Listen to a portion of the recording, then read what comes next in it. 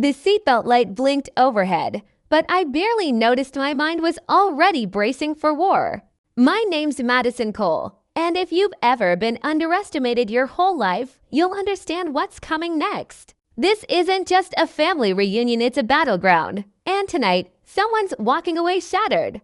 The lies, the betrayal, the years of being labeled the screw-up, it all ends here. Because I've been hiding a secret powerful enough to flip their world upside down in one single move. But before I reveal it, do me a favor, like, share, and subscribe to this channel so you don't miss the kind of family drama you wouldn't believe if it wasn't true. I tightened my grip on my worn backpack as the plane dipped lower. The vineyards of Pine Valley sprawling like a green quilt beneath the clouds. The call for a family meeting had arrived weeks ago, but the sting of my sister's last jab still echoed in my head. You can't even afford a real car, Maddie. The whole family bought that story the broke dreamers scraping by on odd jobs while they paraded around in their SUVs and golf club memberships. Their smug pity cut deeper than they realized. Not just words years of being written off as the failure. Now they wanted me back because Mom's hip was busted and Dad's memory was slipping. I could already picture it. Brandon standing tall with his spreadsheets, Kimberly flaunting her designer bags, both expecting me to toss in whatever pennies I could spare. The truth, they had no idea what I was really walking in with. I wasn't the broke dropout anymore. I was sitting on a secret that could silence the entire dinner table. And tonight I was ready to use it. The taxi rattled along Pine Valley's winding roads, vineyards on both sides flashing past like memories I didn't ask for. Every mile closer to the family home, my chest felt tighter, like a vine wrapping around a fence post. I pressed my palm against the cracked leather seat, reminding myself why I came back to finally face them without hiding. When the cab stopped in front of the ranch-style house, there he was, Brandon, standing on the porch in his pressed khakis. Polo shirt tucked just right, wristwatch glinting like a trophy. Finally, he said, eyes flicking from my faded jeans to the frayed straps on my backpack. No hug. Just checking if you hitchhiked from the airport. I forced a smile, the kind that says I see you, but I'm not playing your game. Good to see you too, Brandon. How are Mom and Dad? He grabbed my bag like it was contagious. As good as can be. I've been here since yesterday, setting things up. Kimberly arrives soon. You're in your old room, nothing's changed. Inside, Dad was slumped in his recliner, face thinner, hair grayer. Mom moved gingerly through the kitchen, her hips stiff, but her eyes lit up when she saw me. Madison, honey, she said, pulling me close. You look tired. Are you eating okay? Call if you need grocery money. Her concern stung in its own way as if I couldn't possibly be taking care of myself. I helped her to a chair, assuring her I was fine, while Brandon hovered nearby with that air of superiority. He dropped a binder onto the counter, its cover stamped with graphs and costs. We'll go through care options tomorrow, he said, voice heavy with authority. And don't worry, Maddie will find something affordable for you. That jab slid under my skin, but I kept my expression neutral. Inside, though, the storm was building. The doorbell rang just as Mom was fussing over the plates Brandon had set out for dinner. When I opened it, Kimberly swept in like a gust of expensive perfume, heels clicking, designer bags dangling from her arms. Her hair was flawless, her smile polished, every detail screaming Instagram ready. She kissed Mom gently, handed Dad a rare bottle of Cabernet, and slid a cashmere scarf over Mom's shoulders with theatrical care. For Brandon, a sleek leather wallet, and then came my turn. Her smile wavered just enough to reveal the edge beneath the gloss. For you, Maddie. She slipped a gift card into my hand, the logo of a budget clothing store printed across the front. Thought you could use something professional for interviews, you know? Her tone sweet, but sharp enough to cut. I pocketed it without blinking. Thanks, Kimberly. Very thoughtful, her hand patted my arm, her voice sugary. We all want you to succeed. Dinner unfolded like a showcase of their wins. Brandon bragged about his firm's latest multi-million-dollar deal. Kimberly beamed as she described her charity gala at a Napa resort. Their world was golf tournaments, wine clubs, and luxury condos. When the spotlight turned to me, Kimberly tilted her glass. "So, Madison, any updates? Projects? Work?" I gave the vaguest smile. "Just small business stuff, freelancing." Brandon chuckled. "I know people who need basic app work. Nothing fancy, but steady pay. Better than chasing gigs." I swallowed back the truth that my gigs had sold for $40 million. Instead, I just thanked him. Across the table, Dad stirred, his voice frail. "Still in that cramped apartment with the noisy neighbors, Maddie?" "That was years ago, Dad," I said softly. "I'm comfortable now," Kimberly smirked, swirling her wine. "Comfort's relative, sis. Remember when your idea of success was affording brand name wine instead of boxed stuff?" Laughter rippled around the table, everyone but me. I smiled thinly, the storm inside rising higher. By dessert, the mood had shifted. Brandon slid his binder onto the coffee table, his tone crisp and managerial, as if he were running a board meeting. Kimberly perched beside him, scrolling through her phone between comments, while Mom and Dad sat quietly in their chairs. Brandon clicked through a laptop presentation of care options, the screen filled with glossy images of upscale facilities, vineyard views, gourmet dining, wine socials for the residents. The prices made Mom wince, but Brandon kept going, saying their retirement savings wouldn't stretch far enough, so the three of us would need to share the costs. Kimberly nodded along smoothly, adding that she and Brandon could cover the bulk. But of course I should contribute what I could. Their eyes slid toward me, expectant yet dismissive, already assuming the number would be small. Brandon suggested a figure $800 a month, spoken in the same tone someone might use to hand a child allowance. "If that's doable for you," he added with false sympathy. While Kimberly chimed in, her voice sticky sweet, suggesting that if even that was too much, maybe I could help out with visits. Their words burned more than they realized. It wasn't the money. It was the condescension, the quiet decision that I had nothing real to offer. I excused myself to the kitchen, claiming I needed water, but what I heard as I approached froze me in place. Brandon's voice, low and smug, saying, "She have to pay whatever we tell her. Where else can the failure go?" Kimberly's soft laugh followed. "Exactly. We'll set her share low so she feels useful, but we'll control the rest." My chest tightened, fury and betrayal boiling together. After everything they'd stolen and said about me, now they were plotting to use me as a pawn in their scheme. My hands clenched into fists, but I forced my expression back to neutral before returning to the living room. Brandon looked up from his slides as if nothing had happened. "Premium care isn't cheap, but it's what Mom and Dad deserve," he declared. Kimberly leaned forward, her eyes sharp. "And let's be real, Maddie, you can't even afford a car. That taxi you rolled up in yesterday looked rough." Mom, trying to soften the sting, added gently, "You deserve better than that old thing you drive." The room erupted in laughter, Brandon's deep chuckle, Kimberly's high-pitched giggle, even Dad's confused smile joining in.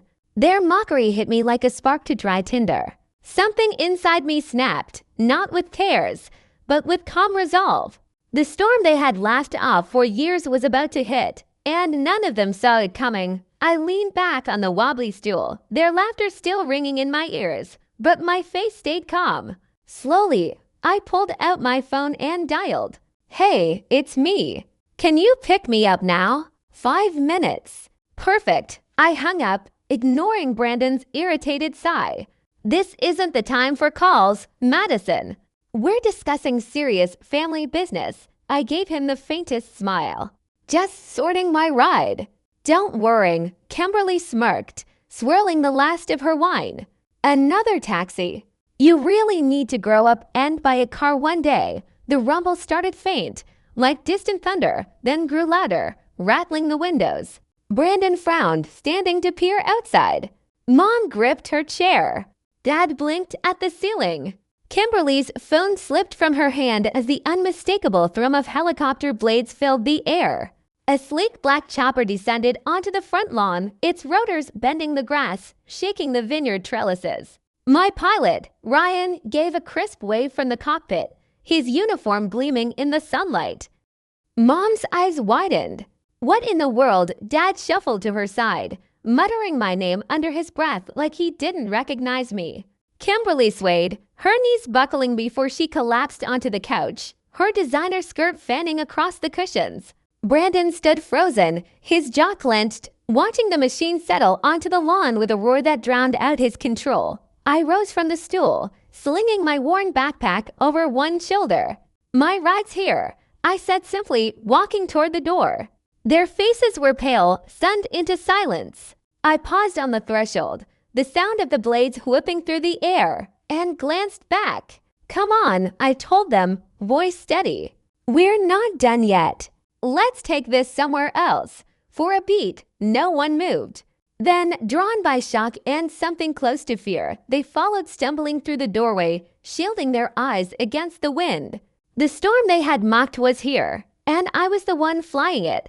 The helicopter lifted off, rattling the windows of the old ranch house as Pine Valley shrank beneath us. Mom clutched Dad's hand, wide-eyed at the sight of vineyards slipping away under the spinning blades. Kimberly stayed slumped in her seat, still pale, clutching her purse like it could anchor her.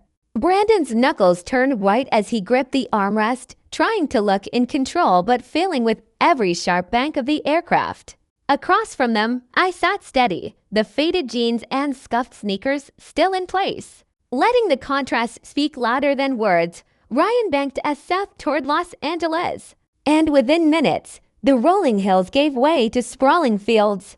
Then the outline of my property, 20 acres of ranchland. A sleek modern farmhouse in the center, and a private helipad tucked between oak trees. As we descended, dust swirled across the fields, and I caught the flicker of disbelief in Brandon's eyes, the tightness around Kimberly's jaw.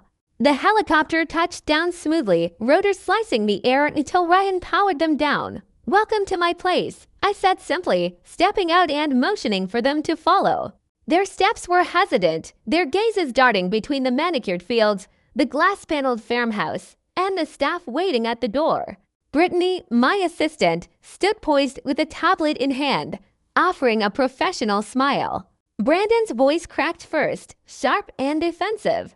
"What the hell is this, Madison?" I gestured them inside, where the living room opened wide with vineyard-inspired decor. Leather couches circling an oak coffee table, sunlight streaming through floor-to-ceiling windows. Kimberly's voice finally broke through, her tone brittle. "Your company. Since when do you have a company?" Settling onto the couch, I spoke evenly. 8 years ago, I founded Ecord, an environmental startup. We built a carbon tracking app for businesses. 6 months ago, it sold for $40 million. I still hold equity and my role at the company. The silence that followed was louder than the helicopter outside. Mom's jaw dropped. Dad blinked as if clearing fog from his memory. Brandon's face turned red. And for once, Kimberly had nothing to say. The silence in the living room was almost unbearable, broken only by the faint hum of the cooling helicopter outside. I let it stretch before opening the folder Brittany handed me. "That's not all," I said, sliding papers across the coffee table. "I also founded the Westbrook Foundation. It runs a care community for memory patients like Dad, Mom. Dad, your spots are already secured, fully funded." Mom's hand flew to her mouth, her eyes glistening, while Dad blinked slowly. A flicker of clarity breaking through his confusion. Kimberly's face hardened, her voice sharp with accusation. "So you've been sitting on millions while letting us think you were broke? Why? To humiliate us." Brandon leaned forward, his tone cutting. "You let us carry you all these years, Madison. You played poor to make us look like fools." I held his gaze. "No, I stayed quiet because you never asked. Because when I tried, you shut me down. Brandon, that big promotion you brag about, the one where you pitched an app as your own, that was my idea. My carbon tracking software. You stole it." His face froze, color draining as Kimberly's eyes widened in shock. I turned to her. "And you spread rumors about me, told cousins and business contacts I was unstable, a dropout who couldn't be trusted. You cost me years of opportunities. Their silence twisted into defense. Brandon's jaw clenched. I built on your idea. It wasn't just yours, Kimberly snapped, her voice cracking. And so what if I spread a few warnings? You made yourself look unstable. I didn't raise my voice. I didn't need to. I've also been the one paying mom and dad's medical bills for the last 2 years. Every mysterious insurance refund you thought showed up in their account. That was me, wiring thousands so they could stay afloat. Mom gasped, tears rolling down her cheeks. That was you. Dad's voice, clearer than I'd heard in months, whispered, "You did that for us." I nodded, my chest tight but steady. For the first time, their eyes weren't full of pity, they were full of awe. Brandon, however, wasn't awed. He was cornered. His eyes darted toward Kimberly, then back to me, anger replacing shock. Kimberly's lips trembled, but pride forced her words out. You're just flaunting this to make us look bad. All this money, all this show, it doesn't erase the fact that you've been nothing but selfish. Her voice cracked on the last word, betraying the jealousy burning underneath. The tension in the room thickened, accusations bouncing like sparks off dry wood. Brandon's voice was sharp, almost desperate. You're twisting this, Madison, making us the villains so you can feel like some savior with your millions. Kimberly's words came next, brittle and shrill. You hid everything to play the victim, didn't you? Acting broke while we worried, while we tried to help. Mom reached for me with trembling hands. We didn't know, honey. We thought you needed us. Dad's clarity faded again, but he muttered, "Medicine's done good," like a mantra. I stood slowly, letting their words fall flat. I didn't come here to play hero or victim. I came here for Mom and Dad. Their care is handled completely. The trust is already set up. You don't need to worry about a dime. Brittany slid another folder onto the table, legal documents in neat stacks. Brandon's face twisted, his pride unraveling. So you're cutting us out. Typical Madison. Always the outsider, Kimberly scoffed, her eyes wet with anger. You think throwing money around makes you better than us. I felt none of the sting their words used to carry. Instead, I felt lighter. I'm not here to be better. I'm just done proving myself to you. You decided who I was years ago. Keep that version if it makes you feel safe. But I'm finished with it. I turned to Brittany. Get the chopper ready. We're leaving, she nodded, slipping outside while Tyler, the chef, quietly cleared the untouched plates, his wide eyes taking in every fracture of the family's facade. As the helicopter spun to life again. I looked at them one last time, Brandon's fists clenched, Kimberly's lips trembling, Mom's tears streaking her cheeks, Dad fading back into confusion. You've got your lives, I said softly. Keep them. I'm not part of this anymore. Minutes later, the ranch shrank beneath us, Pine Valley disappearing into the distance as Los Angeles stretched toward the horizon. In my loft overlooking the ocean, I blocked their numbers, handed the foundation's logistics to Brittany, and let go of the years I had wasted chasing their approval. Brandon's firm soon crumbled under the weight of debt he could no longer hide. Kimberly's rumors about me collapsed when the truth came out, leaving her social circle whispering about her instead, and me. I was finally free. Not because I proved them wrong, but because I stopped needing to. Family approval had been the leash around my neck. Cutting it was the first breath of real freedom. So if you've ever been underestimated, written off, or treated like you'd never be enough, remember this. Their version of you isn't yours. Build your own. Live it loudly, live it quietly, but make it yours. And don't forget subscribe for more stories like this. Share it if you've ever walked away from toxic ties. I want to hear your story too.